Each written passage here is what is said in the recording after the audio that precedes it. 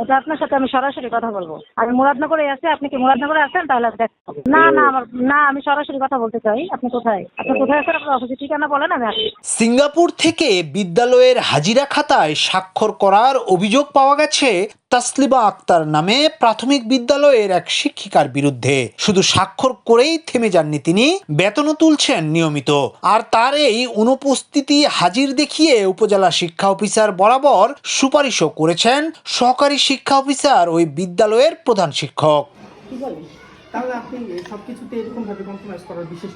চাঞ্চল্যকর এমন ঘটনা ঘটেছে কুমিল্লা জেলার মুরাদনগর উপজেলার বলিঘর পূর্ব সরকারি প্রাথমিক বিদ্যালয়ে।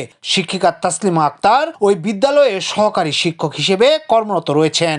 এ বিষয়ে জানতে চাইলে সরাসরি দেখা করে কথা বলবেন বলে জানান শিক্ষিকা তাসলিমা আক্তার। তাসলিমা আপা বলছিলেন, বলিঘর পূর্ব সরকারি প্রাথমিক বিদ্যালয়। সিঙ্গাপুরে যাওয়ার সময় আপনার যে ছুটি যেখান থেকে মঞ্জুর ছিল 15 দিন, আপনি এই অনুপস্থিতির সময় আপনি হাজিরা খাতায় স্বাক্ষর করলেন কিভাবে, বা ওইটার বেতনটা আপনি কিভাবে উঠালেন? এটা আপনার সাথে আমি সরাসরি কথা বলবো। আমি মুরাদনগরে আছি, আপনি কি মুরাদনগরে আছেন? তাহলে না, বলতে পারেন, সমস্যা নাই।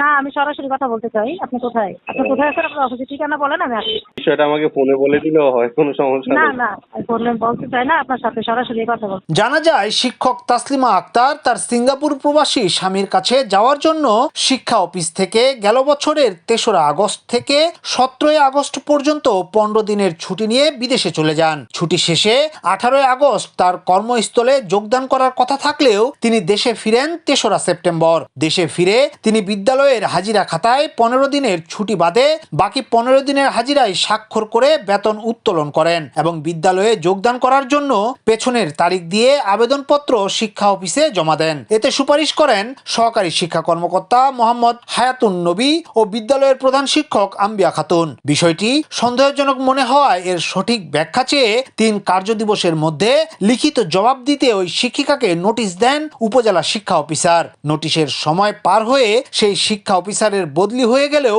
এখনো জবাব দেননি ক্ষমতাধর ওই শিক্ষিকা।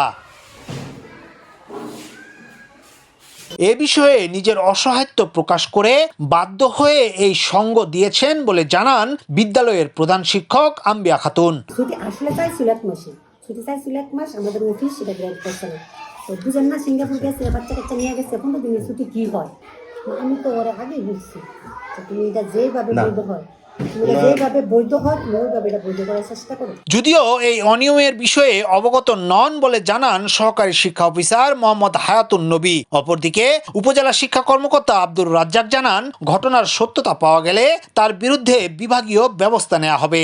আমি তো বিষয়টা পুরোপুরি জানতে পারছি না, মানে আমি বলতেছি যে ছোটখাটো বিষয় যেগুলো এখানে সমাধানযোগ্য, এটা তো সমাধানের যোগ্য ভাই। যদি তারা এটা করে থাকে, আগের কোনো আমি তখন ছিলাম না, করে থাকে তাকে বিভাগীয় ভাবে একটা পানিশমেন্ট দেওয়ার ব্যবস্থা আছে, আর এটা পদক্ষেপ অলরেডি নেওয়া হচ্ছে। ইয়াসিন আলী, সোনালী নিউজ।